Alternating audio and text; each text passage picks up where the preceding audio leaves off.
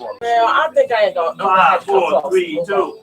Hey, how y'all doing? This is Kendall K. on the K.Ferg Show, where we talk about a little bit of everything you already know. On the show today, of course, we got my very, very good friend, Mr. Marcus Sharp. Good morning, sir. Very funny comedian. Tell me a little bit about yourself, Marcus. I'm Marcus Sharp. I'm a very funny comedian. Okay. About myself. I asked for a little, he gave me a lot. That was too much. No, that wasn't too much. That was good. At least my mama said so. You know, no. Your mama say something. I performed with the brother more than his mama said. So we did a club up north the other day, and man, he dismantled the room. I mean, just I was sitting in the back a little impressed, like, "Whoa, kid, I didn't know you had all that." Yeah. It's kind of like running up on somebody you think they only got 9mm, and you're like, "Damn, I didn't know you had a Uzi in the back too." Let me go back, you know. And so yeah, he definitely killed it. And Marcus is a very good brother as well. So he's always on my show, producing my show, and keeping things hot and fresh and moving. So very good brother to have around, very good brother to know. So we get it up to my man Marcus Sharp. Don't worry, I gotta get my cowbell. I meant to call earlier to tell you my cowbell. You got one? Yeah. You know, I love. There we go. Oh, yeah, Marcus Sharp. There we go. All right. Also on the show, I have a great pleasure of having the absolute beautiful Wanda B on the show. This is a very, very, very beautiful, very intelligent woman. Wanda, she also has a show on Intellectual Radio as well that I want you all to check out. Comes on right after mine. But Wanda B, tell me a little bit about your show and about yourself as well. You know what? I'll pay you. I know you told me once you said that I had to pay you, and I'll pay you right after my show. Don't worry, I ain't talking about cash. I'm talking about. Yeah, I'm talking about what you got in abundance, son. You ain't got to go to work for this. The Lord done bless you what you get. Amen. I'm Wanda B, host of He Said, She Said, here on IntellectualRadio.com. I'm at 2 p.m. every week. I'm following my boys. I'm excited to have K.Ferg. I'm excited. With us. I'm very excited to work with you. We got some very good topics that I know we're going to definitely have you expound on and go in. Oh, yeah, expound on and go in on.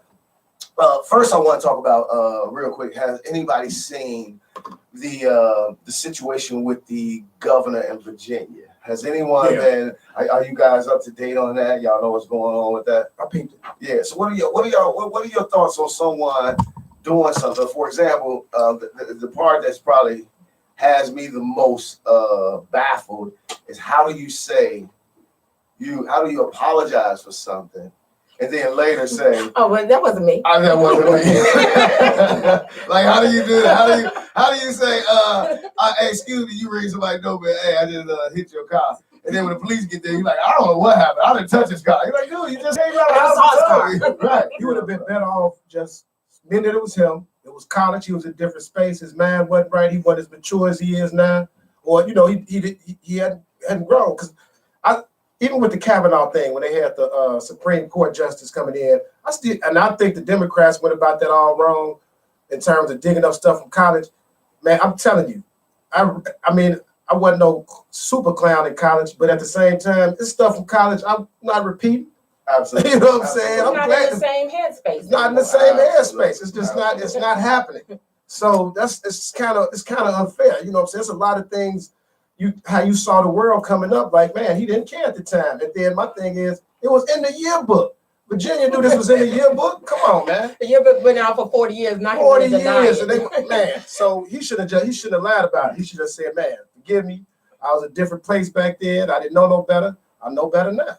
Absolutely. Simple as that. Absolutely. What's your take on that, Wanda? I totally agree with you, Marcus. I think you already apologized. You can't go back on it. And I swear I'm not the same person I was last week. I mean, you can learn new things about yourself. Like that. You think, you know what, the way I was thinking wasn't even right. So just be, you know what, back then, like you said, Marcus, back then I wasn't, that's what I thought was okay. Now I realize, and if he really explained how he realized how different he should be thinking, we'd be with him and actually, clap it. Of course we would, because black people are so forgiving. We are. Always so forgiving. Yeah, don't worry about it. I know you hung my ancestors and took them and put them up on a tree and killed them. But that's all right. I love you. Jesus is our friend collectively. You know what I mean? So, for me, to be honest with you, once you do certain things, you can't come back from it. That's me. Okay. Really? Yeah, that's me. Certain things you can't come back from. Oh. Molesting a child, you can't come back from that. Doing something dirty to my sisters, my mother, friends or family, different things of that nature, you can't come back from that. A man who likes penis on his mustache, you can't come back from that. There's just something. That's what I'm about to say. No, you can be delivered. No, you can't be delivered from that. You have been delivered into the land of homosexuality, and this is where you are. Coming back. Ain't no coming back. Once they touch. No, yeah. Once you stepped over the line, because here's the thing that I think a lot of us, and this kind of deviates a little bit, but here's the thing that I think a lot of us don't really understand. One of the major things that makes man is parameters, barriers, guidelines that you will not and cannot cross. Men are not women. Women can cross certain lines and come back. A woman can come to you and say, well, I used to be with women and I used to dress like a boy and well, I don't want to do that no more. And then today you come in here looking like this. We're like, well, Jesus is a forgiving God. Come on in the room. Let me make sure you have totally delivered yourself from that I want to drag out and see. Right. Let me make sure you don't feel nothing for a woman right now. Nothing. No, I love it. Yeah. So you don't think that's a double standard though? I think life is double standards. And that's the thing that we got to get away from. Okay we got to stop saying it's a double standard that a woman go in the bathroom and sit down and pee and I stand up. Is that a double standard? Is it a double standard when you go is it a double standard when you walk into a man's restroom and I got a stall where you stand up and they ain't got nothing but toilets in there? Ain't that a double standard? The Most High created these double standards. Your job is to respect them as a man. As a man, there's certain things you can't do. You can't go home and cuss your woman out. As a man, you should control your composure and she will conform to the way that you control your composure. Okay, well, that's a double standard. So, but if she come home and start hollering and cussing and going off on you, but then you won't say that's what women do. That's what women do. I'm gonna tell you like that crazy. I'm gonna tell you like a good friend of mine told me a long time ago. You expect there should only be one BITCH in the house. Thank you. There should only be one BITCH in the house. And I'm only saying it in that manner, which truth be told, I'm basically saying there should only be one woman that's extremely emotional in the home. As a man, we gotta stop tapping so hard into these emotional, feminine acting qualities. Let me ask you. You gotta cut that out. Okay, so there are some things you write that if you are, you are. But some thought processes, you can find out you were wrong later. I totally agree with that. But with him, I don't think that's the case. And why I don't think it's the case is because he can't deny it the right way. Because he's gonna get kicked out the clan and otherwise. That lets you know he still thinks the same thing. He don't want to get kicked out. He's been a 40-year member. He don't want to lose his membership. Absolutely. He get a free sub after so many years. Absolutely. You know what I'm saying? He want to get his free sub. After you get that card per year, you get a discount at the rent-a-car place. Right. You can't lose that. Right. How about that? Take his hood. All the racist spots know me. Right. What I'm gonna do? So I walk up and say, "Oh no, you ain't with us." Trying to buy your hood. He want to stay governor. Yeah, and that's just the thing. And in the clan. There's a lot of things in life you can't straddle the fence on. There are a lot of things you just can't straddle the fence on. You're either on one side or you're on the other. You can't say, I don't know. I just.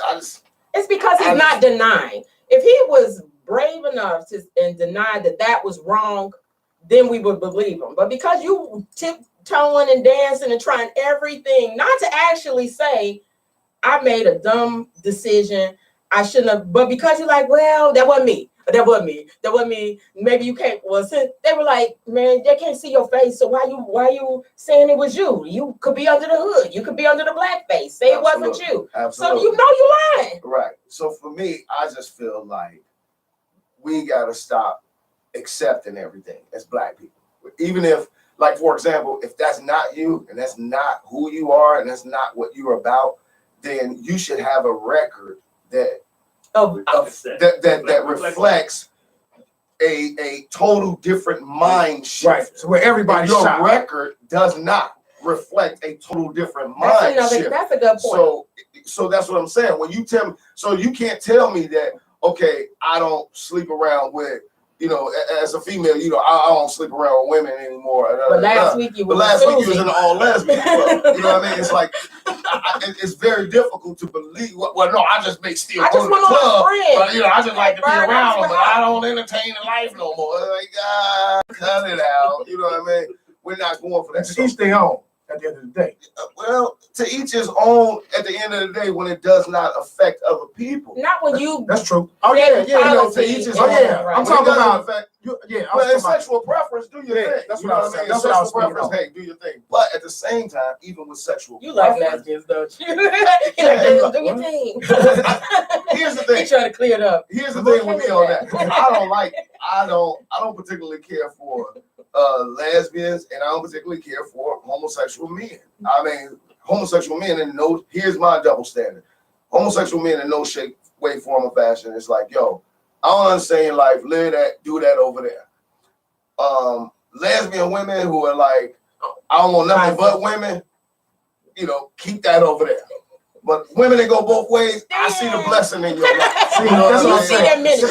I bless your ministry. I see your blessing. I bless your ministry because there's a difference. Marcus, check this out. Listen. Now listen to this. He gonna pull you down. Don't say nothing. Yeah, I'm going to bring you to the other side, brother. Okay, it's dark over here. Look at my skin. It's dark over here. What I'm saying is this, Marcus. If here's a double standard that I think all men can relate to. If you come home and your girl is laying in the bed and her girlfriend laying on the other end of the bed and they watching a movie, how do you feel? In my bed? Yeah, in the king. In the king. The truth. I'm wondering what's going on with that. Why y'all in the bed? Okay. You mad? Not mad, but I wonder why they're in the bed though. Why y'all ain't on the couch? They watching a movie. I need to know what's going on. She chilling in her room. I need to know what's going on. Just join in. They both got their clothes on, but they laying in the bed. Her girlfriend got her shoes on. This is her best girlfriend. Why they in my bed with their clothes on? Oh, you want their clothes off? No argument here. Okay. But the general consensus is if I walk in and I see that, I'm kind of where you at. Like, y'all both chilling in my bed, especially, I was coming in, babe, what's going on? But I'm not looking at it in a negative connotation. Do you see it as an invitation? I wouldn't. Here's the thing. If I see it as an invitation, it's only going to be according to who my woman is. If I know that she has somewhat of a past in this, I'm like, oh, it's coming out again. You know what I mean? I go in the bathroom, I take my clothes off.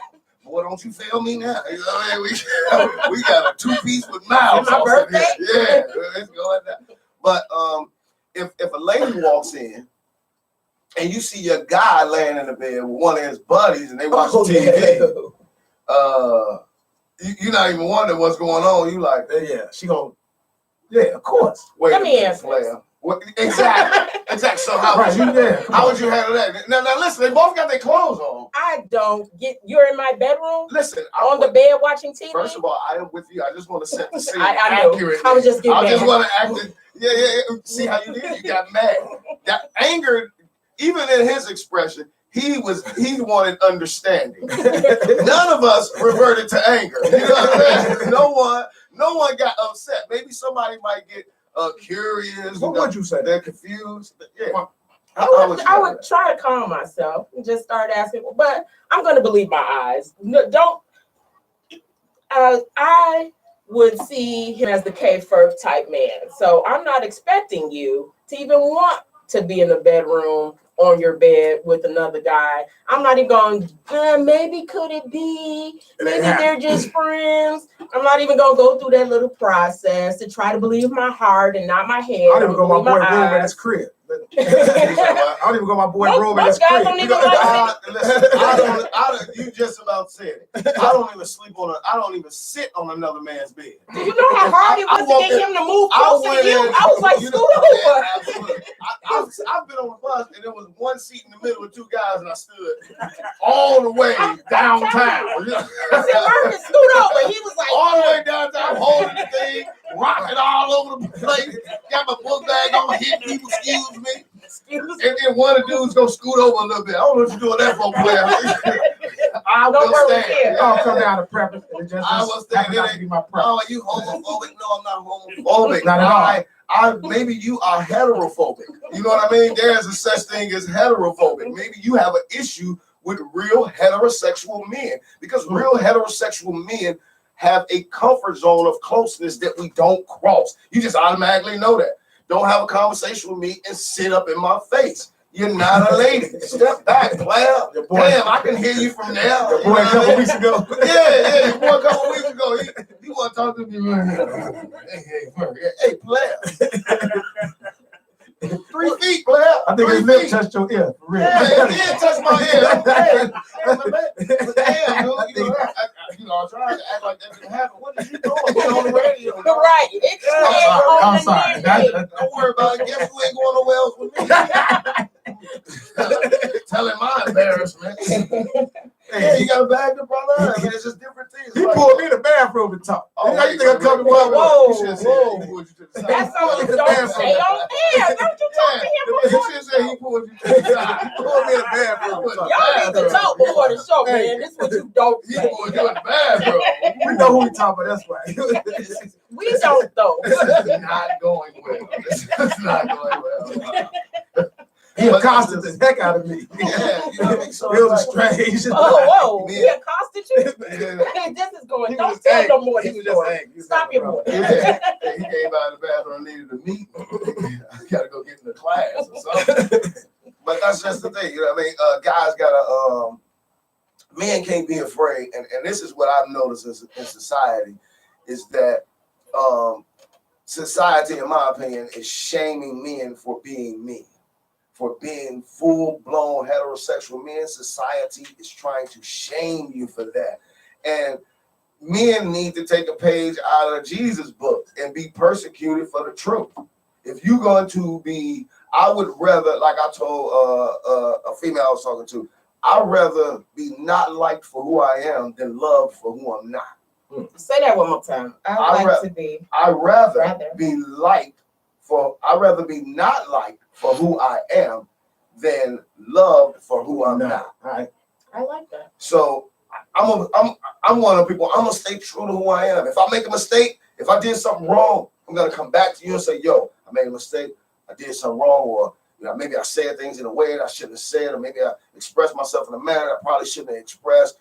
I'm gonna come to you and I'm gonna try to make amends to that. So how is that any different than this governor then? Because he believes he's trying to make amends. Okay, and what I'm saying to that is, when I do that, I'm going to go, and that's going to be well before 25, 30 years later.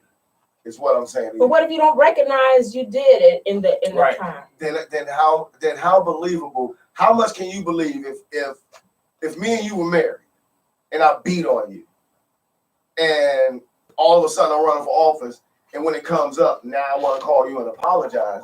But over the last 25 years, I didn't say anything to you. It's like, how can you really believe what it is that I'm saying? You know what I mean? But nevertheless, I got to switch up. I have on the, we just got to call in because we need to talk to a very awesome individual. I got none other than the one and only legendary. Yes, sir. Legendary. And I'm not talking about legendary Chicago, Midwest. I'm talking about legendary all over the country, and he resides right here in Chicago. One of the funniest brothers in the country. And when I talk about a great heart and a great individual, humble. Man, extremely humble, and has done so much for Chicago comedy. Me personally, I adopted the man and called him the godfather of Chicago comedy. And that is none other than the one and only Mr. Damon Williams, y'all. What's up, man? Shit, for a minute, I thought Bernie Mac was calling you. You walk with Bernie Mac. You like one of the disciples. we couldn't get Jesus, but we got one of the disciples on the show. There you go. What's up, man? Man, how you doing, Damon, man? How's everything, brother? It's good, man. I'm out in Dallas right now. Just finished the weekend at this the Black Academy of Arts and Letters. It's sort of like the DeSable Museum for Chicago. It's a place that, you know, they do programs for, you know, Black people and youth and education and such. So they have an annual calendar of comics, and I was one of them this weekend. So out here making it happen for the people. Congratulations, man. Congratulations. And you absolutely not just, again, pioneering it for you, but you're pioneering it for a lot of younger comics that's coming up as well. When you take that Chicago swagger all over the country, they want to see more of it. So I really commend you on all of that, man. I think that's a great thing that you do. Man, I appreciate it, man. You know, I mean, it's to be honest, man, I wish all of us really embraced our city and then united and did some type of Chicago type tour around the country, because there's so many notable comics from our city. If we just put our power together, it'd be amazing. Yeah, I think that's definitely something you can pioneer. Your name is colossal in the city, and I'm one of the people that, if they don't respect Damon Williams, I say just smack shit out of him. You know what I mean? That's just kind of my theory on all that. Smack him in the mouth. Like, what do you mean? You can't. You know what I mean? There's just certain people in the game you can't disrespect and you can't go against and all that. And we got to get back to not just allowing anything and anybody to just say anything. Like, you got to kind of hold down back to some of these man codes. Like, you just not gonna be able to do that. You know what I mean? Yeah, so yeah, it's all good. We all about positivity and light, brother. Yeah, we definitely. And I've learned over life that, a lot of times after you smack somebody, they kind of see where you're coming from after that. You know what I mean? That works. They, you know what I mean? They be like, "No, I don't see what you're saying." Okay, you got a good point. You know what I mean? You can't roll like that. But Damon, man, the reason I really want to talk to you today, man, is I want to give you an opportunity to tell us about the way that you see Chicago comedy from the time when Bernie Mac walked the streets, because I know, that's an era that's early in your career, and then kind of speed track up into now, right now. Like, how did you see comedy then when you first came into comedy and Chicago comedy, and some of the players? Because like, we got so many new comics, and I be telling them all the time, like, y'all got to figure out who all the players were that pioneered this game before you. Simple people like Uncle Heavy, you know what I mean? Simple people right. who just, you might not even be around the game anymore, but they were influential in the game, and they brought some very good energy and different things to the game. So your early aspect of how you saw Chicago comedy and how you see Chicago comedy now, I'm calling this the State of the Union address for Chicago comedy. All right, well, let me just touch on some of the things you brought up. I mean, back in the day, like you said, I started in November of '92. So you had the pillars of Chicago comedy at that time were Mr. Dose, man. Okay. People don't remember Dose. Yeah, Dose had comedy way up at AKA's on the north side. There wasn't even no place to do black comedy. Wow. So he had that. That was a place called Spices.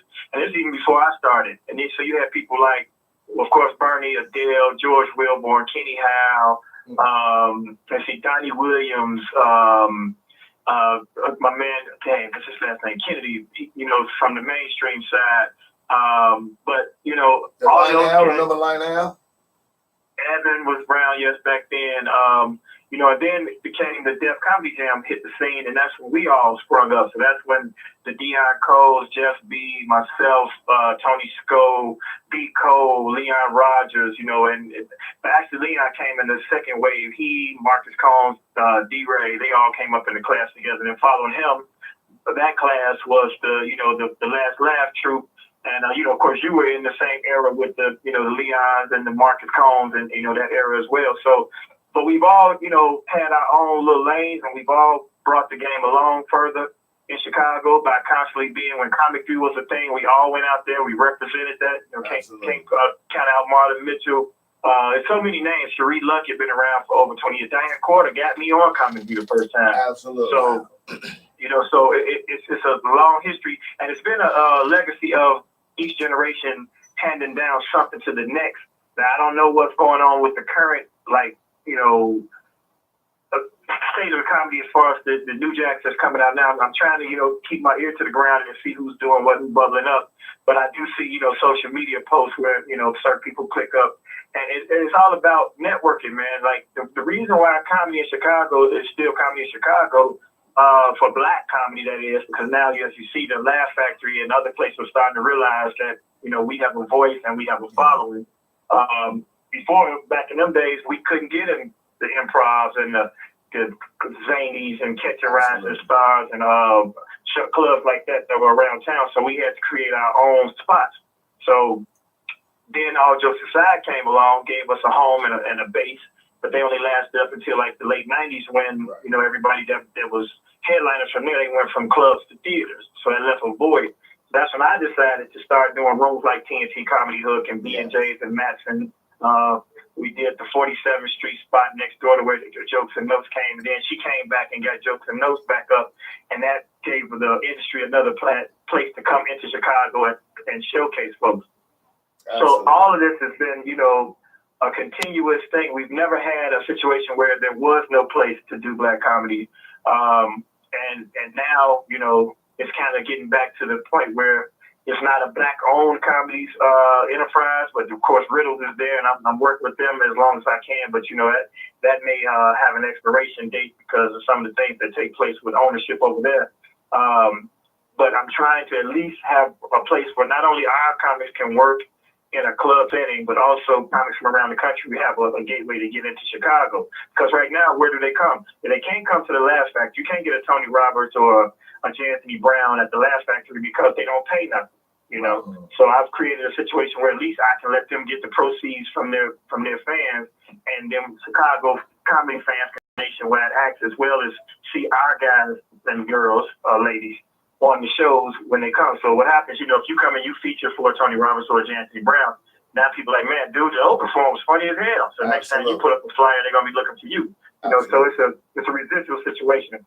But it's definitely been, and I don't mean to have this run-on answer, but it's definitely been a continuous flow of generational changes from comedy being what it was back in the day to what it is now. And now, of course, all the social media phenomenons, everybody got to try to make a funny video or comment on a funny topic and, put that up and hope people watch your social media or skit so they find out that you're also a comedian and come into the club. And then the networks and the television, the industry, that's what's driving their decision making. Like if you want to get on a TV show, I put an example. L'Oreal, he had his show. He has his show on Rail on Fox, and then Jess Hilarious is on that show because she's a social media phenomenon. You know what I mean? So you got to get your work up on that. And here's the thing: if that's not what you do, you can't hate on it because that's what they're given in this era. You know what I mean? We had Comic View, we had Def Jam, we had Showtime at the Apollo. Those were the things you had to strive to be on in order to get your name out. Now you got to get your Instagram, your Snapchat, and all that situation going, and you can't hate on it. And it's a certain amount of genius, I feel, to make people laugh at a 60-second video. So, if you ain't figured out what makes stuff go viral, that's on you. But don't hate on it. Try it. If you can't do it, then just keep grinding out here the way we've been doing. Damon, this is Marcus Shark, man. How you doing, bro?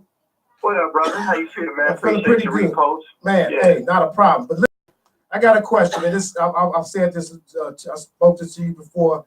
Man, you've been a very humble individual in this game. Before I started doing stand-up, I was doing improv, so I've been around the comedy scene. I remember you the Razzmatazz days. I sat on the sidelines for a long time, and when I finally got into stand-up, I found out about this condition that some of the older comics had. Me and my boy B. Wright, we call it BCS, bitter comic syndrome. You don't suffer from that at all. You've been a very humble individual. You've been grounded, and you've done a whole lot out and still doing a lot right now. You know what I'm saying? What has kept you from catching BCS? Create my own opportunities, man, and then it depends. See, a lot of it depends on what people get into this game for. I got into comedy to do stand-up comedy. And I've been doing stand-up comedy the whole time. I didn't say I'm going to get in comedy and do 3 Def Comedy Jam episodes and then I'm going to be in the next movie with Charlie Sheen. Or, you know what I'm saying? As soon as my name started ringing, I'm moving to LA and I'm going to blow up Hollywood. That was never my pursuit. So I'm not bitter because I'm not disappointed. You know what I'm saying? At one point, I would have been happy just to be able to. I remember when George Wilburn was House MC and All Jokes Aside. And All Jokes was cracking. And that's back when, you know, the Bears and the Bulls were still popping and they would come through there. You know, you have a Pippen in the room or Juanita Jordan or, you know, the 85 Bears and shit, you know, they were still famous. Okay. And, you know, and he was making, I would say $1,000 a week. You know, he's making $1,000 a week and then maybe bonuses with sellouts and all that. And I don't want to put his business out there, but we're talking $92, $93. And I said, man, if I can make $1,000 a week doing comedy. Right. You know what I'm saying? Right. That's good living. Wow. You know, so naturally, of course, as you go further into the game, your expectations and your aspirations get greater. And, you know, I exceeded that, of course, but I've never had to be, you know, really super in a mode of struggle or to the point where I felt like I needed to quit because I always created my own opportunities. I always had a room. I always had some place where I could perform and charge people to get in and, you know, pay other comics and, you know, make it a business. So that's the first thing I would say to anybody that's out there being bitter. If you create your own lane, then you're not worried about nobody's expectations. And also, you can make a living off this thing without being super famous. Yeah, man, I tell people that all the time. Because I ask people how many times, who can point out the guy that do Homer Simpson's voice? You know what I'm saying? You can't point him out on the street, and his bag is big. Big bag. And not even that. I mean, like I'll use the white comics, for example. There are white comics that, you know, and they have way more opportunities and way more locations. You can get in your car. I know this one guy, he's a white comic, and he gets in his car at the beginning of the summer, and he just does one-nighters from night to night. You know, he might get a weekend here, a weekend there, and he'll be gone for 90 days because every other night there's someplace you can be on stage and earn a few bucks or earn even more than a few bucks if you get a little notoriety or you go to recurrent places where you build your own fan base. And so, you know, you can easily make a 6-figure income and not be a household name in this business. And that being said, if that's not good enough for you, then, you know, you need to either go to Hollywood and try your luck or, goddammit, go sell cars at CarMax. Right. I agree with you. I caught that. Y'all should check Damon's interview on Comedy Hype. That was a real good interview you did, bro. Thank you, man. Checked it out. Definitely. But so anyway, so many different things that I appreciate and admire that you've done in the game, and I guess you kind of a little more disconnected with the younger comics in the game right now. Yeah, than I normally would, because, you know, I used to have the open mics, and, you know, we have that Thursday night at B&J's Razzmatazz, and everybody came through. You just sign up and go up, and I got a chance to see more people. Now, you know, if I'm not working, then I'm trying to enjoy my old age, basically, with my wife and my household, and, you know, the fruits of my labor, because I'm on the road most weekends, so Absolutely. I don't get out to see as many. But I definitely want to keep my ear to the ground and know who's doing what these days. Absolutely. Well, hey, Damon, I appreciate you coming in and talking to us and kind of giving a little more education and insight on Chicago comedy in the early years and your perspective on kind of where the game is going right now. I want to finish up, but before I finish up, I want to bring up a quick, small issue of can you just real talk? Can you go over the essential aspects of being a host of a comedy show? Yeah, that's my favorite thing to do most of the time. That's what your job as a host, and please know this, comics, is to enhance the show. It's not to be the star of the show. It's not to be better than every comedian. It's not to, you know what I'm saying, hog the stage. Your job is, if you know you got a new jack coming up, then you don't do your close in 5-minute bit and say, now this next comic, and have him try to follow that. You know, you got to kind of soft shoe it. And then you have to, like, first of all, set the tables for everybody by starting the room, getting it welcome, getting the people involved. That's why me and Dollar Bill had such a good rapport with playing music and getting them singing along. So now you got the mood right. You can set the table. Now, even if somebody is not experienced, they coming up to a welcoming audience. And that's your job. Then, if you have a guy that does well, your job in between that is to ride his wave at that level.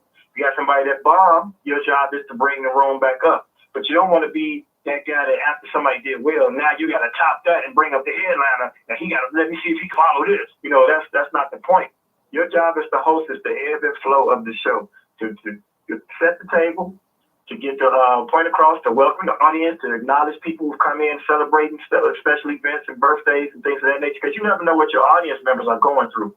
There are people that leave your show, and every comic in this room or listening has had somebody hit you online secretly say, you didn't know my mom just passed 2 days ago, and coming to the show just made my day. Or, you know, I was suffering with depression, and, you know, at least for those 2 hours, my life seemed better, and blah, blah, blah. So you don't want to be the guy that beats down audience members, because you never know what somebody's going through. And now there's so much craziness in the world, you definitely don't want to be the host that, you know, triggers animosity in the crowd. You know what I mean?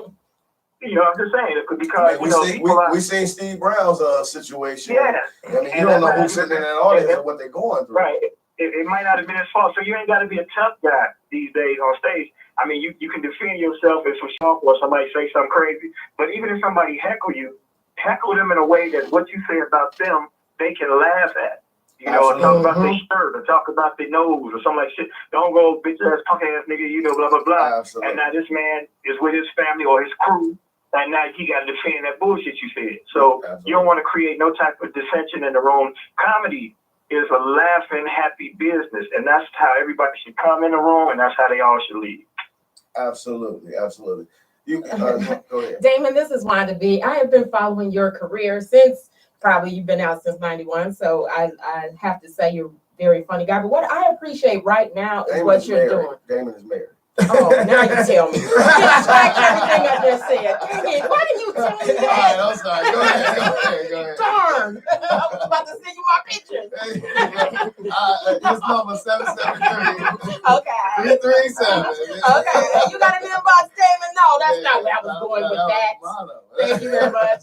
I appreciate you sharing your knowledge, though, because a lot of people know things and they hold it in and they don't want to share it. And I'm very impressed that you just gave that knowledge out to the comedians, because a lot of people don't do that. Well, I mean, it's important for everybody, especially as I'm a comic, but I'm also in a promoter seat. It's important for everybody in this business to do better, for us all to benefit. I mean, if we got a bunch of unknowledgeable whack comics in Chicago, now Chicago's comedy circuit is whack. You know, so you're a reflection of each other. Man, right. I'm just saying, so now who's gonna pay to see that? You know what I'm saying? And I tell comics also they gotta value themselves, man. I mean, like these clubs like the Laugh Factory. Laugh Factory is bogus, man. I'm gonna put that out there for how they came in with their mold, because it's a showcase comedy room, and they do it like it's an LA showcase comedy room, but they serving drinks and they selling tickets and they're not paying people. You know? And it's cool, you know, to do that once or twice, but don't let them keep exploiting us, because we have the power. There cannot be a comedy club without comedians. Bingo. So at some point, the scale needs to be raised. I mean, we understand the club came to town. I hate to point them out as one specific incident, but, you know, I've been approached by them, like, can you come do a Friday or a headliner set, blah, blah, blah, $65. No, the fuck, I cannot. I have a question for you. I'm not saying that nobody should do it. I'm saying don't just keep doing it. Like if they, you know, you go in there, you want that picture in front of that logo, you want acknowledgement from the mainstream clubs, but don't let them feel that showcase mentality, because ain't nobody in there booking nobody. Ain't nobody coming in there and tapping you on your shoulder and putting you in a sitcom. So who are you showcasing for? That's a good point. I have a question for you, Damon. Okay, so what makes someone a comic? What is the official definition? When can you start calling yourself and claiming to be a comic? After you've done what? You know, it's a very good point. Each person's situation. I mean, a lot of times, what it really used to determine, or what determined if you were truly a comic, is when you quit your job and you put 100%. You had to live, you had to eat off comedy. I mean, that that made you for sure a comic. But now in this era, I mean, that's not people's experience because comedy's not paying like it used to, and it's not doing what it did back then. So now I say when you have 30 minutes of solid material, let's just go with that. Let's go just from a material standpoint. If you can make a room full of people laugh 30 minutes plus, I would call yourself a comedian. If you're doing guest spots and you got a hot 7 or a hot 10, I can stretch to 15 maybe before I start talking about people and playing songs. What if I make my mama laugh? I make my mama laugh. Does that make me a comedian? No. To your mama. To your mama. To your mama. Not to the world. Darn. And I think that's a lot of value in what you just said, Damon, because so many people quit to run and say they're comedians and start hosting rooms and different things of that nature. I had some situations where I even came in town, Damon, and there was a comedian hosting a room, and I moved to Atlanta for a little while. So when I came back, there was some new comedian out, and I walked in the room, and the girl I was going in there to sell her the T-shirt, and she asked me to go on stage. So I'm like, oh, okay, go ahead. So she go talk to the host because she know him. And for whatever reason, the host got offended. And when he brought me to the stage, he said everything reckless and offensive he possibly could about me before hitting the stage. It was like, oh, I don't know who this clown is. And I'm like, wow. In my own city, you gonna do this? Like, dude, go check my resume before you just start running off on me. And he went real hard. And then, later after the show, hey, I know Big L. I mean, that was hilarious to me. You know what I'm saying? It was like, you gonna haul out, somebody that's like a little brother to me. You know what I mean? Like, come on, dude. So it's like, to me, the one of the things that bothers me the most about the younger comics is that they don't do their homework. They don't research. They don't know the story of no famous comedians' backgrounds, the things that they went through, people sleeping in their cars, people crawling off stage inside of piano cases, people getting stuff thrown at them, booed week after week, night after night. They don't know nothing about the early years that I went through with Damon, where I showed up week after week, and Damon was like, so-and-so walked in, got to get you next week. You know what I mean? Like, until you've seen and went through those things where you constantly coming out, and you don't even know if you're going to go up. Yep. Just because Damon will be like, yo, you going up next, and then Jeff B walk in. Nah, I got to put Jeff B up. You know what I mean? And see, let me tell you though, but that's the pecking order, and that's like the seniority that people have the right to do now. I hate for it to happen. I hate to have to do it to people. I'm sorry, Kendall. No. Listen. No, I'm not bitter. It made me a stronger comic. It made me because I knew that I had to get to a certain level so that when I walk in the room, Damon would be like, okay, I wanted what Jeff B got. So I knew I had to work in order to get to that. Now, if I walk in somewhere, he said, I'm sorry, like, okay, Ferg, you want to do something? I got you. I don't go through the, until your role change, you ain't feeling it at the beginning because early on, I used to get passed up like that. And then one night I was at Leon's room. He was like, I'm pulling up one of the cats that's been around here doing this thing. He pulled me up first. 35 comics on the list. I'm like, oh, yeah. I felt great that night. Well, the other part of that is, and I don't want to cut you off, but the other part of that is, and this is something I've noticed, Damon has gotten soft in his old years. He's gotten freaking soft in his old years. I mean, y'all don't know early Damon. Early Damon, he looked you right in your face. You're not going up.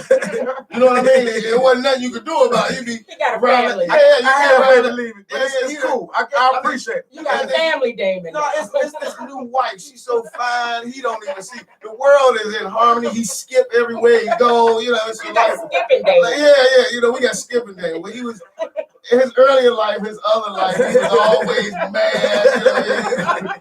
He come in, him and his wife argue in the car. David, can I go up? Don't ask me nothing. So now, him and his wife, and shouts out. Now. You say what? I said it's funny because my wife just walked into the car now. So she says, I looked at her and said, look at she is fine, ain't she? Yes, she is. She know. Your wife know that is my homegirl. I love her to death, man. I love her energy, her personality. She changed the comedy stage. She changed. I'm a firm believer that a good woman will conform a man. You know what I mean? But in all honesty, though, man, right now, you know, it's different because back then it was so many hitters, man, you know. Yeah. And, you know, like, I mean, that's when, I mean, you come to a Thursday night at BJ, and it might be you, Jeff, Marlon, Leon, Marcus, D. Cole, D-Ray, Right. You know, sit That's and go exactly up. how it was at. So it's like, man, I can't get you right. Look at who you want me to knock off that you think you better. And honestly, that ain't just him just saying something out the air. That's literally when you like, dang, you said I was going next. And he literally look you in your face and be like, okay, that's the next 5. Which one of them you want me to knock off and put you up? And I mean, we were just real with ourselves, like, well, really none of them. But if I do get next week, you know, because I want to see them. You know? So it's just a different time. We had a lot more respect for the game, I felt like, and what people were doing in the game and all of that. And in addition to that, I'm a firm believer that, you know, a lot of times adversity builds strength. So you can't be afraid of adversity. When I tell you how many times people have come to me, like that story you just told me, and told me that, like, Ballhead, for instance, Ballhead thought I didn't like him. I was like, it's not that I don't like you, man. You just not as funny as these cats here. Plus, the last place you was at, somebody shot at you, so I don't really want to. Right. I don't know if I even want to let nobody know you in the room. Right. Yeah, I mean, no disrespect to your scenario. You're a funny cat, but, you know, I mean, dude, you know, it's dangerous.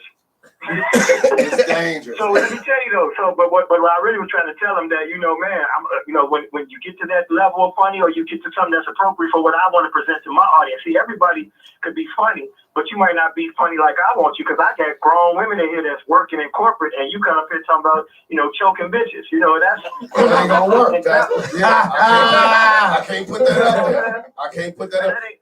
That ain't no disrespect to that person's joke who might have done something like that, because you might have got laughs for that. But I might get an email later like, yeah, you know, that dude came in, you know, I support you, but I don't support being PlayStation cord. Right, absolutely. So, and I'm using that just as a generic example, even though that's no personal, but no, that's okay. even though that's literally one of his jokes. Later, after he started booking rooms and started hosting shows, he's like, man, now I understand what you went through, and I appreciate how you played it, blah, blah, blah, because that's what it was. And now he understands there's a lot of, you know, cats that ain't ready to. Everybody who got their first laugh feel like they're ready to headline.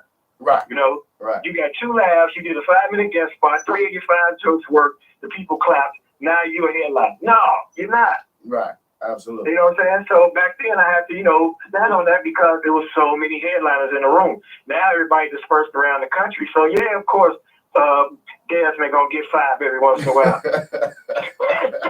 You wrong for that. But I'm gonna let you have it. I mean, you know, I believe in proper protocol. You know what I mean? So it's certain things that people get away with. There's certain things that people are not allowed to get away with. You got to mature to a certain level of any game, you know, anything. You got to be tough in this business. You can't be soft. Your skin got to be strong, because there's a lot of rejection in comedy, and it's a lot of comics and only a few slots. Like right now, I'm catching hell because people want to get booked at Riddles, and you know, everybody from around the country feel like, man, I need to do a weekend. But how can I bring you in if I don't know you? First of all, who's gonna come buy a ticket to see you? Right. Bingo. You know, and then it's coming out of my pocket. Riddles don't pay the comedians, I do. So if nobody come, I pay the comedians. If everybody come, I pay the comedians. So, you know, I ain't taking a risk on Joe Blow if I don't know. Now, if you in town and you know you come to town, you already in town. Like, can I get a guest spot, or can I do a feature spot because I'm here already and I ain't got to fly you in and put you up? Yeah, I'm gonna take a shot on you with that. But you know, people gotta understand this is a business and it ain't personal. It's never personal except sometimes. Depending on what you do. But you know, I mean, it only makes sense. You got to ask yourself, would you pay you to see you? Absolutely. Absolutely. You know what I'm saying? I definitely would pay to see me. Even when I'm at home working on my jokes, I take some money out one pocket and put it in the other one. Like, that was fun. In all honesty, you are worthy of being paid to see, because you're gonna stand up there and deliver and do your damn jokes. Plus, people that see you long enough. Plus, you got your own follow. You know what I'm saying? And then anybody don't like how somebody is running their room. Guess what? Don't for your own. Absolutely. No, you can show up on that. Go get your own room. See what we doing. See what it takes to have a room. See what it takes to get seats filled and to advertise and you know what I'm saying, to fly people in and pay for hotels and all that shit. When you do that, then you could put up who you want, or you could be the only motherfucker on stage all night. Absolutely. I hear you. You know what I'm saying? So, and that's not even out of spite. That's something to give. All right, y'all. All right, yes, sir. Damon Williams, y'all. Yes, sir. Great brother to talk to. Great. I gotta tell my daddy we had him on the show. My daddy listens to Tom Jordan Morning Show, and every time something come up, he be like, "Well, Damon going on a cruise. You going? No, man. What you like he invited. Anytime he always got to bring up Damon all the time.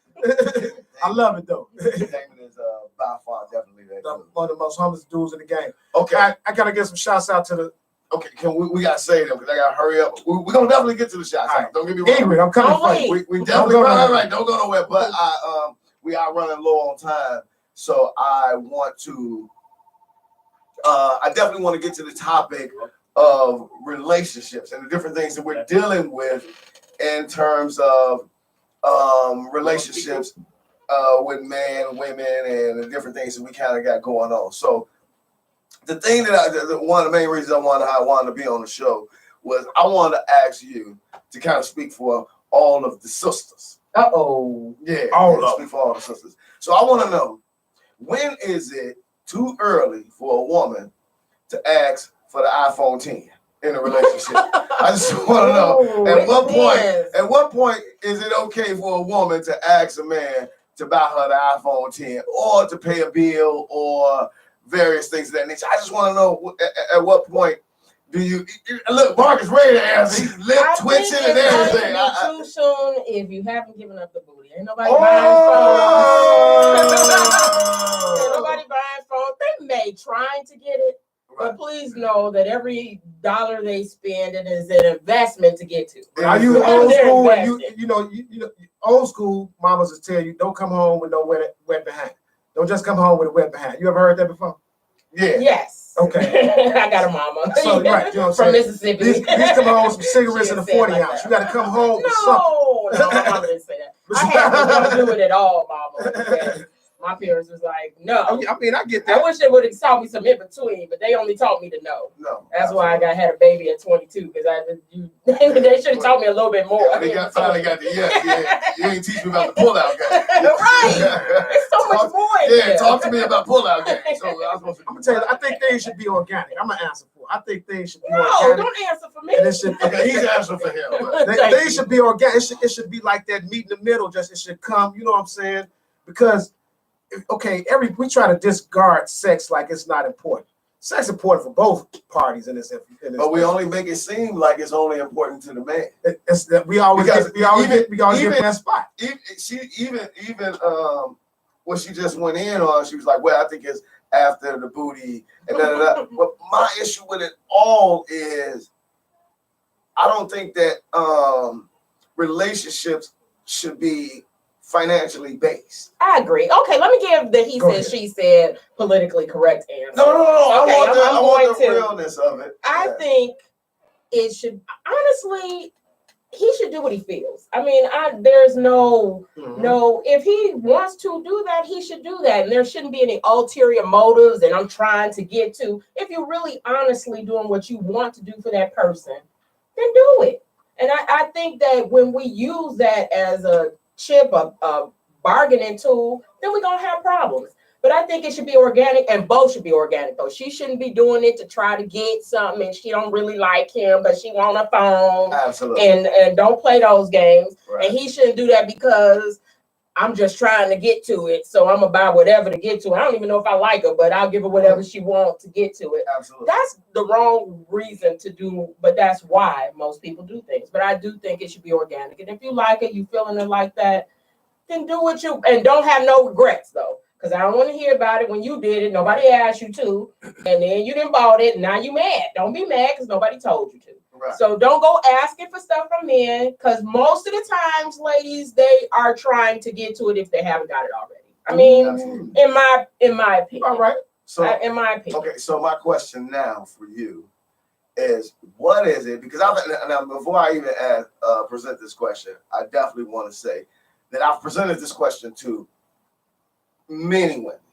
No one can give me an answer. So I'm going to give you a shot at it as well. But no one can give me an answer because in my mind, I'm going to be honest about what my mind is. Don't tell me your answer. No, this is not my mind. This is not my answer. This is just my mind of where we're at with women in society today. Women are extremely narcissistic today.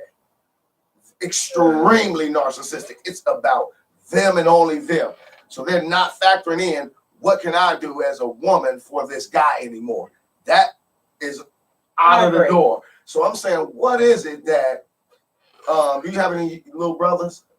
Yes, I have a little brother. Okay, so what is it that you present to your little brother to say, hey, if a woman is really into you, you'll see X, Y, and Z.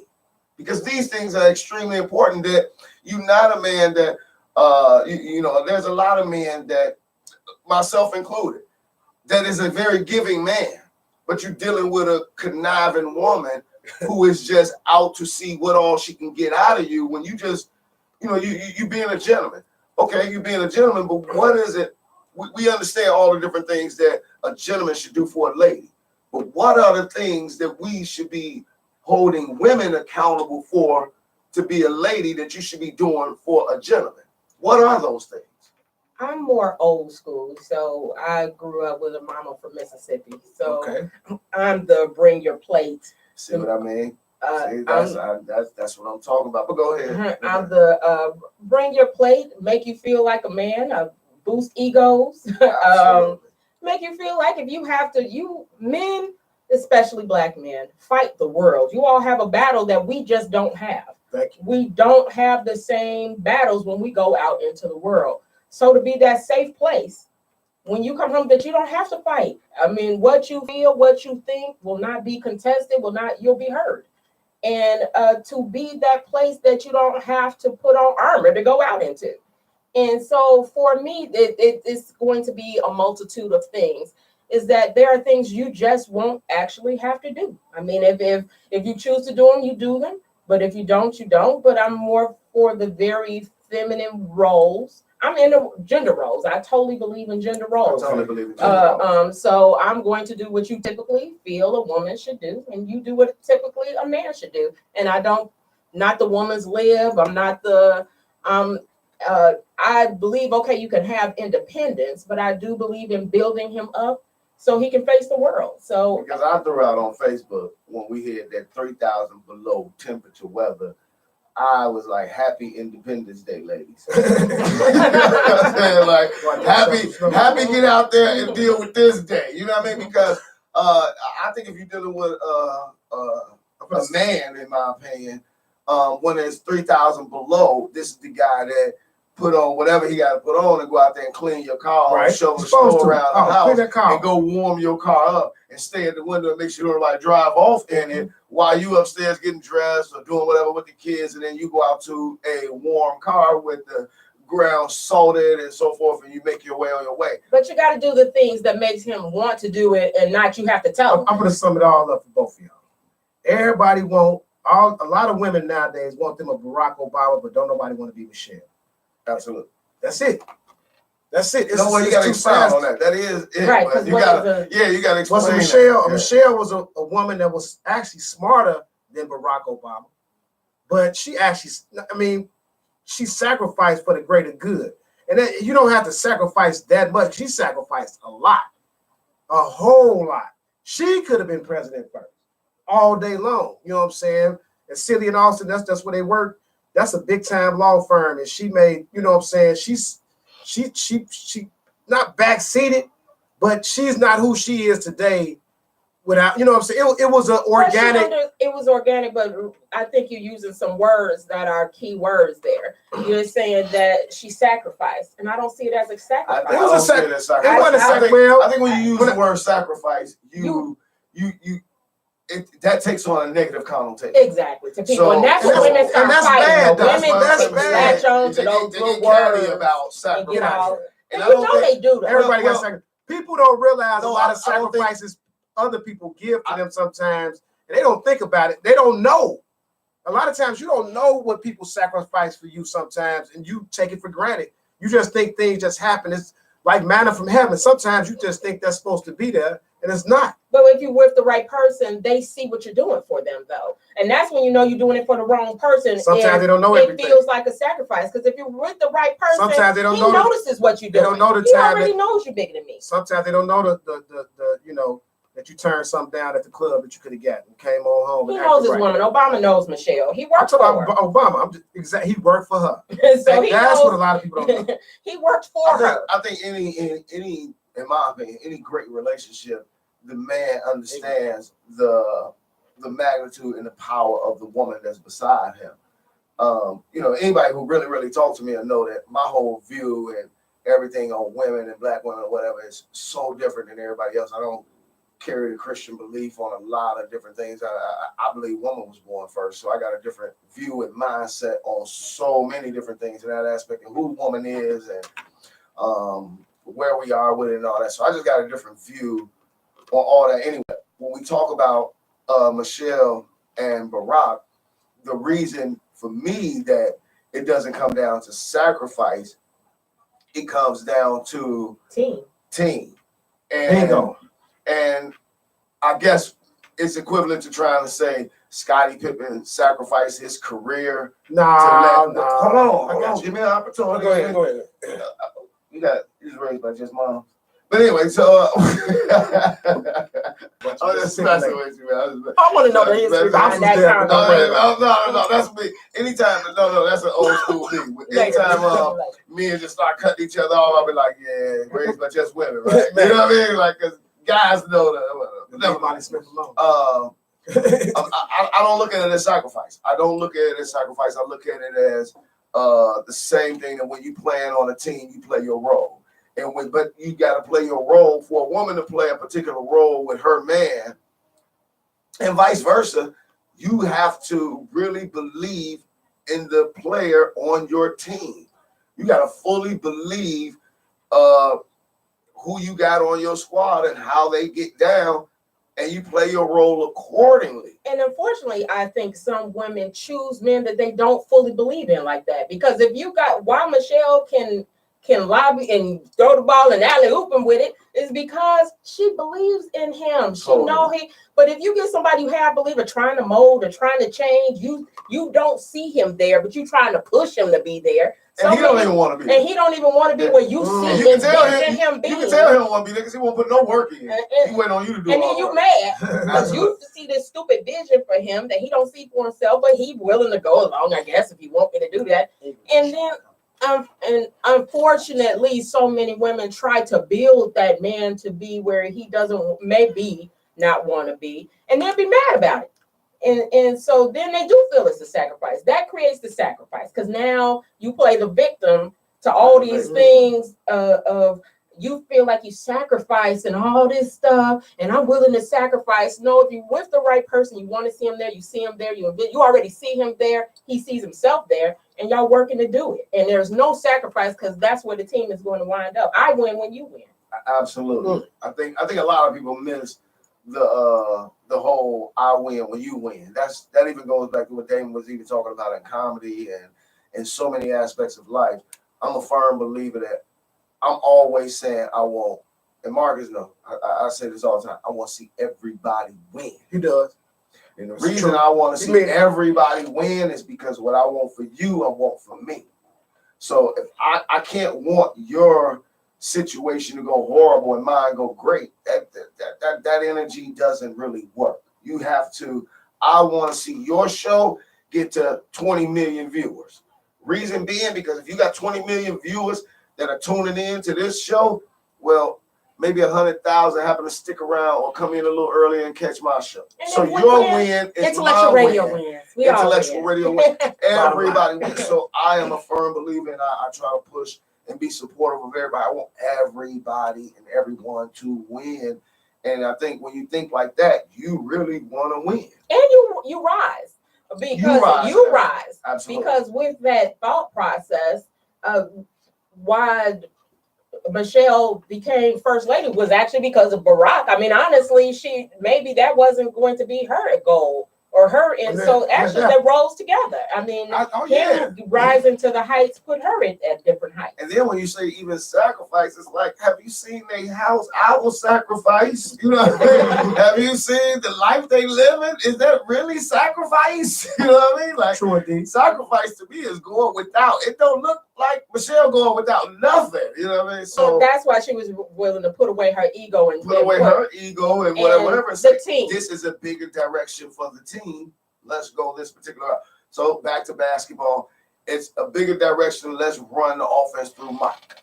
And I'll play my part. When he get in trouble, he kick it out. I'll be John Pax. But that's hard when you thinking of yourself and like, well, I did this. Well, you saw me throw the ball to him. I'm the one that blocked. That's how we got rid of Horace Grant. That's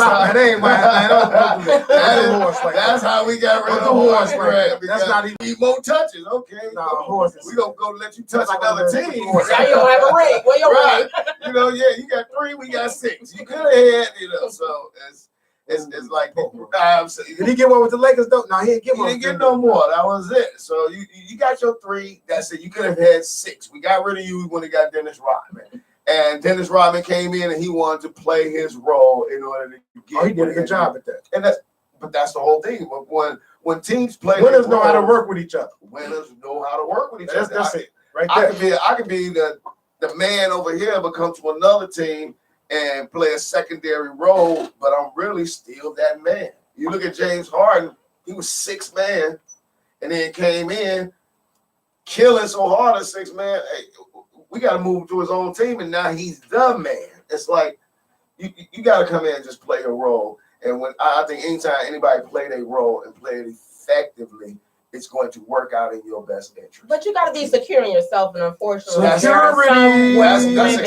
And that's what Michelle had. She was very secure in who you are. And you dealing with a lot of, unfortunately, women, no matter how much education they have, aren't actually some. You gotta be secure. Not talking about all y'all, don't get mad at me. It's a human being. You gotta be secure in you as a person. Because then you don't feel threatened. You don't feel you're sacrificing. You don't feel, if you're secure in where you are, what you've earned, who you are to your core, then you're not feeling overshadowed by anyone. If you're really that secure, you can wish everyone well and truly mean it. I wish everyone well. But a lot of people don't, and I'm working on it. I don't wish everybody well, but a lot of them. I wish everyone well. I wish everybody well. I want the best. Everybody? I want the best. Everybody. I want the best. Okay. I want the best for my enemy. I want the best for them all. I want everybody to win. I want everyone to do well. I love it. Because I do. I've been whether like I like you or not. Whether they like you or not. I'm giving away. I'm giving away a whole lot in life because I want to see a lot more people do. A lot of people not even relevant. Maybe if you stop going there. But anyway, I don't go there. I'm lying. That'll help. We both here on Sunday. That's the whole thing about it. So it's like, for me, I just 2 o'clock. Check us out. I want to see everybody win. I want to see everyone do well. I'm not like I put up a post about it. I'm not a person that believes there's only $1 million. If you think that there's only $1 million, now you got to hate on people so that you can be the one to get it. I know that you can get $1 million, he can get $1 million, and they still got another $1 million. And I'm not going to take mine from you. I'm not going to. You get your own. I'm not after yours. I'm not after yours. But I know that mine is there as well. So and if you don't get yours, it don't mean now I'm definitely going to get mine. Yeah, it don't work like that. I just don't. Well, I wish everyone well. I want everyone to succeed. I want everyone to progress. Now, what you do to your own self, or how you sabotage your own self, that's on you. And not your business even, because you don't keep wishing everybody well. I definitely wish you well and wish that, hey, everything works out and that everything you're doing goes well. I want to see that go well because every time someone is successful, there's byproducts of that. And you might not know that another person's success on the other side of the country affected you. The butterfly effect. Especially with you guys. You guys are in an industry that, let's say Damon somewhere, he remembers K.Ferg. He will say, that's my man, that's my guy. You don't even know how that trickles down just from a pleasant encounter with you. And you guys are in an industry that to have this kind of longevity, when you talk about you've been in it since the early 90s, that's huge. Because this is a dog eat dog. Some people have the mentality that they can't commend you and still they can't rise come up as without well. you being down. Exactly. So I commend you guys that you guys do that. Yeah. A lot of people that's a big saying thing that a lot of people think they can't come up unless they got people up under their feet.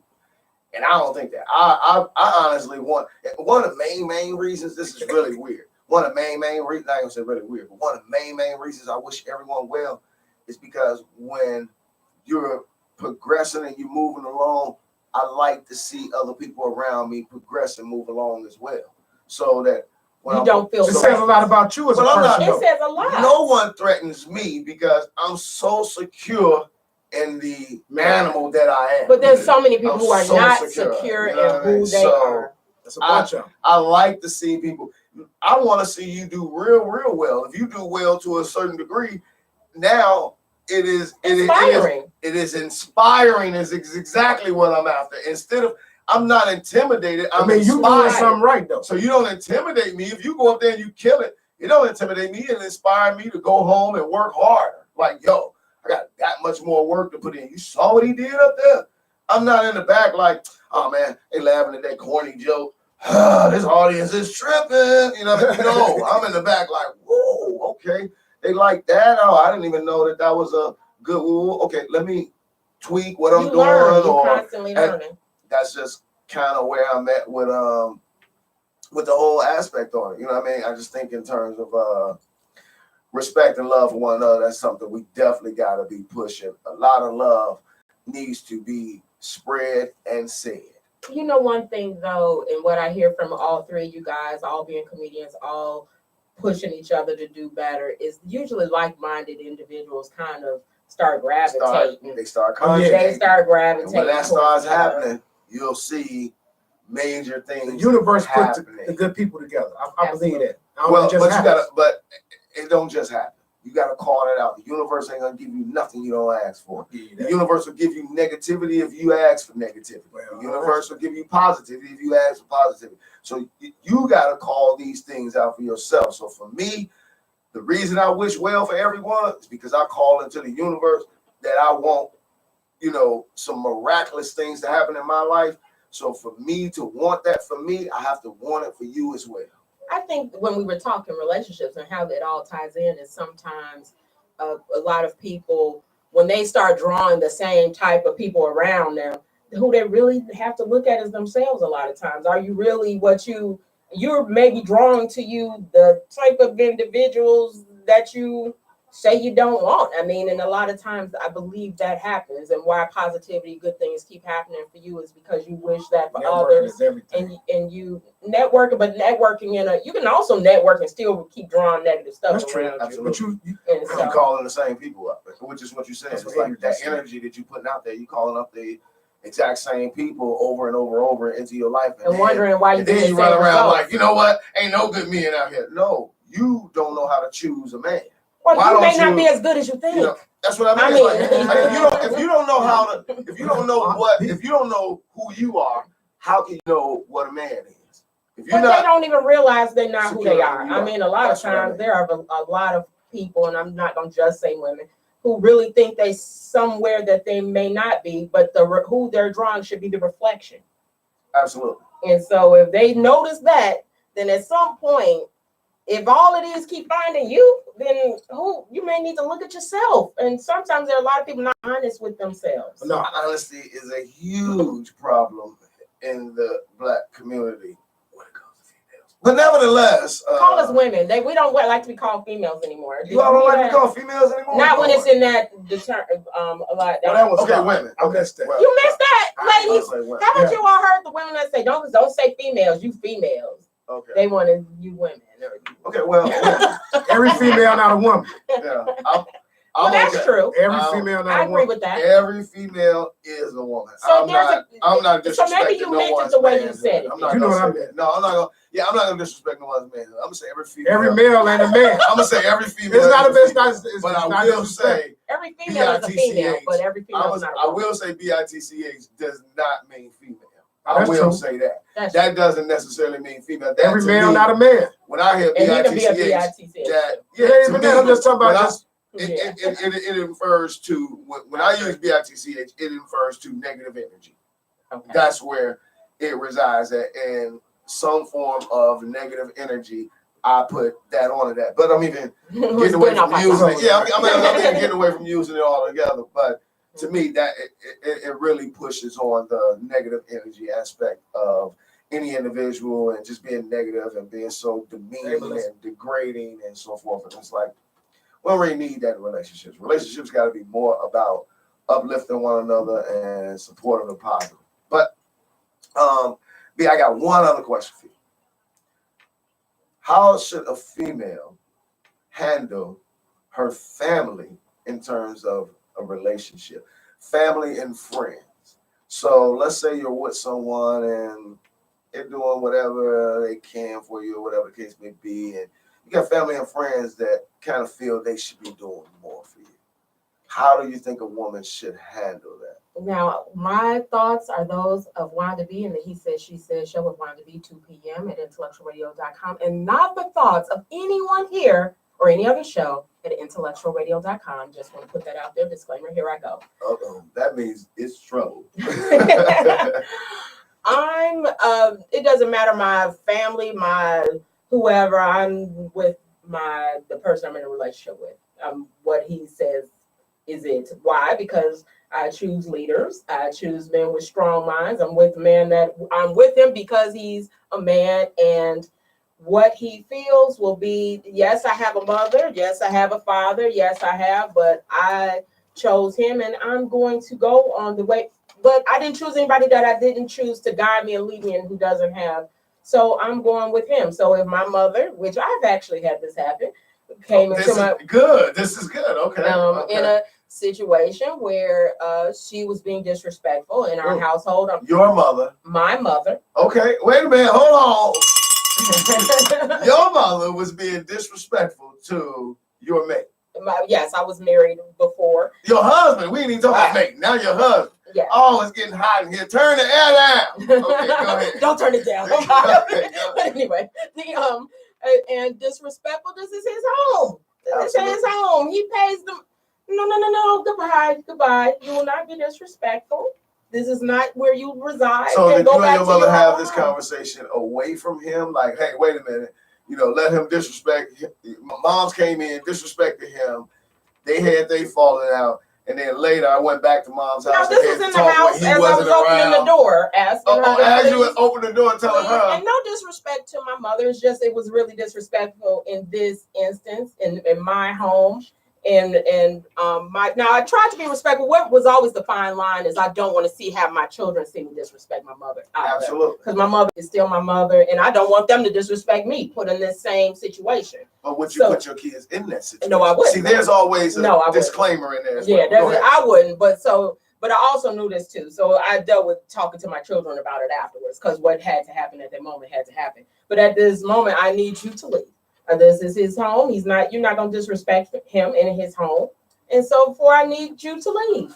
Absolutely. And so I feel like, but don't, because women will switch this up and try to put this situation in a situation with some man that doesn't deserve this treatment. So, Absolutely. No, don't come back. Don't come back to me. But wait, you didn't. This is a man that deserves respect. So that's who I'm dealing with in the story I'm telling. Right. So he deserves respect. But you're not going to come in his home. He pays the mortgage here. How you going to? He come in your house, then I probably would go on your side. But here, I need you to leave. I'm going to need you to leave so you know how to respect the household. There you go. Absolutely. I think that's a strong woman.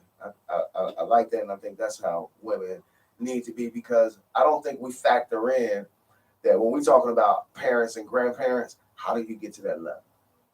How do you get to the level where, when parents get inside of their kids' relationships, to me, that's a very selfish parent. In my opinion, you're an extremely and just because a parent doesn't mean they know how to handle things properly. We can give them all respect due to the age and their role in your life, but that doesn't mean they're right all the time. That doesn't mean they're right all the time. And as a woman, more so for women than men, but as a woman has to be extremely careful what you let come out of your mouth about your mate to other individuals. Oh, yeah. A woman, more so a woman than a man. because men handle things differently, and men have different views and projections. But women, first and foremost, a woman is to be protected by man, woman, child, animal, snake, dog, whatever is around. You need to protect the woman. That's my first view on it all when it comes to woman.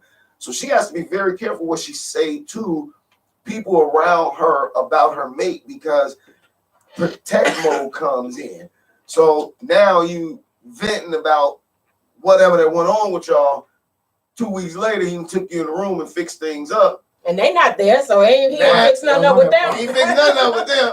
Now y'all come to the barbecue, here come this clown. I'm talking about my man. Wait a minute, you was coming to me crying about, and now he this. Right. They're not going to, and you do have to be if they went in his DM that week, they think it's some problems over there. And they know they want texting.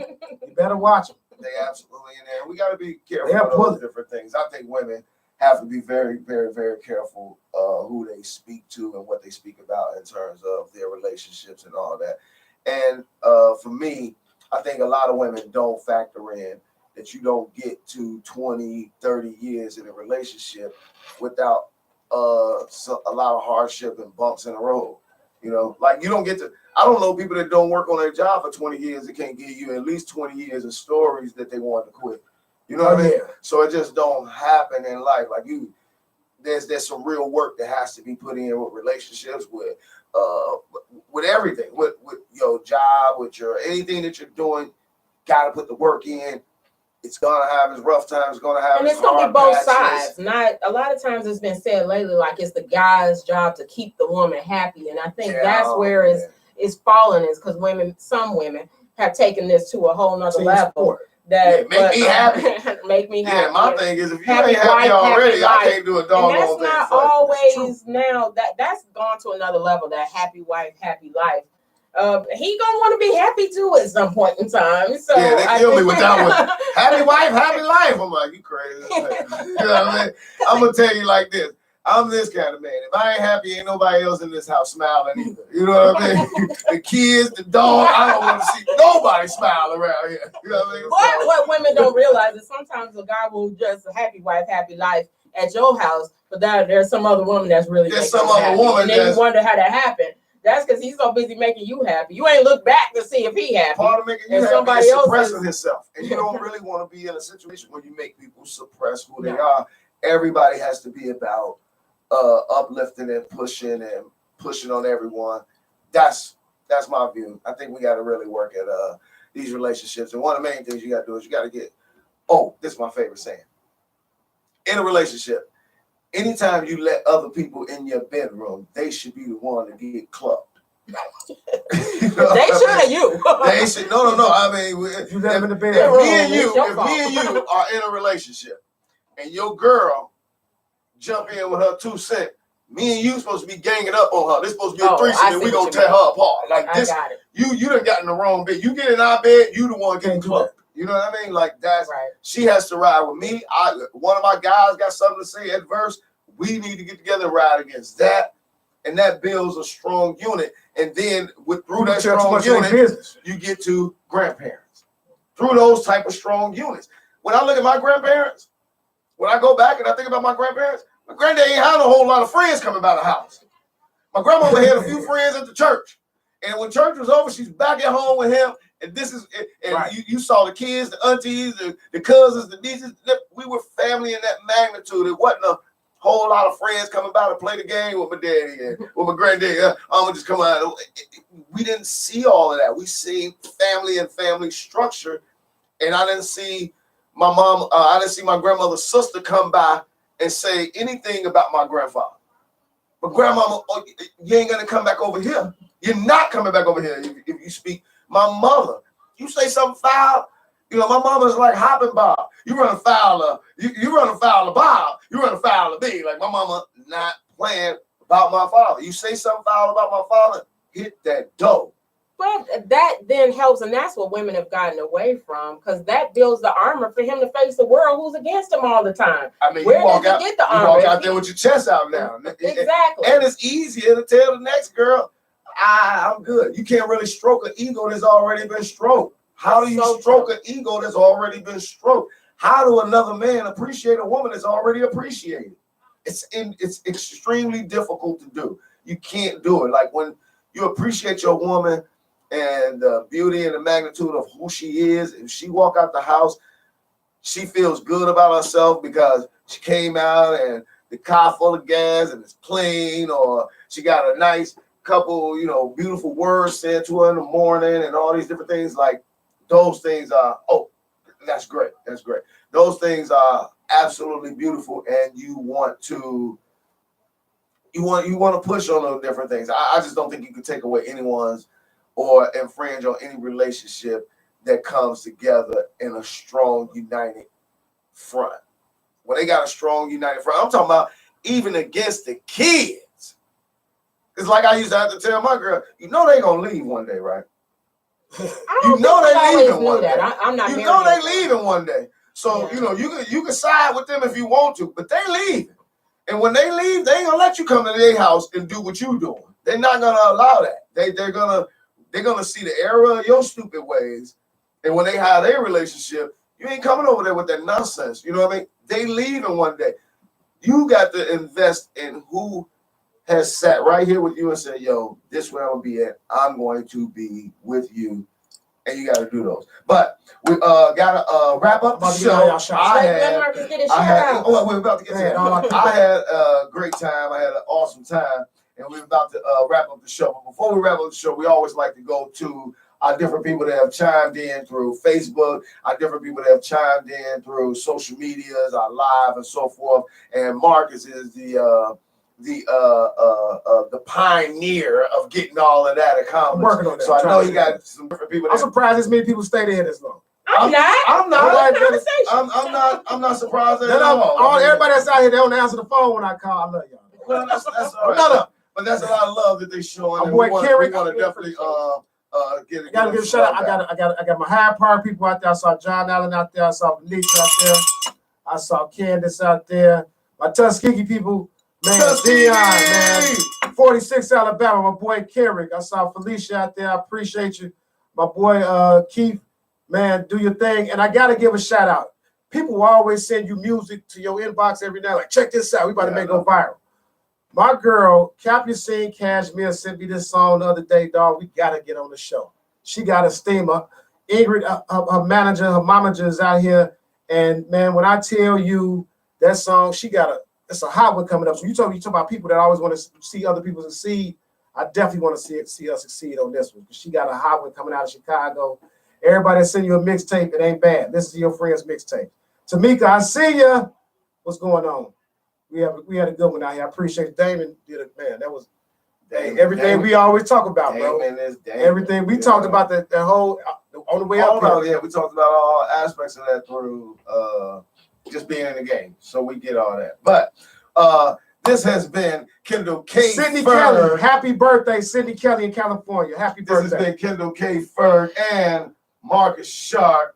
Wanda B. Along with the Bears and lovely Wanda B. On the K.Ferg show each and every time. Y'all can follow me on Instagram, 1K.Ferg. Follow me on Instagram, 1K.Ferg, or Facebook, Comedian K.Ferg. Wanda B, you want to give us your social media? Oh, Wanda B, just like the bumblebees. For me, he said, she said, join our Facebook group. We had these same conversations in that group. And then stay tuned. 2:00, he said, she said, here on IntellectualRadio.com. Thank y'all. We appreciate everybody that tuned in. 46. Tuned in. All right, y'all. I appreciate Thank y'all. you for letting me go Thanks, kid. way over time. Kid, that's our own. Man, bro. But Ingrid, thank you. Your baby got a song so hot. I have no home for the show. You know what? That song was hot. I needed to.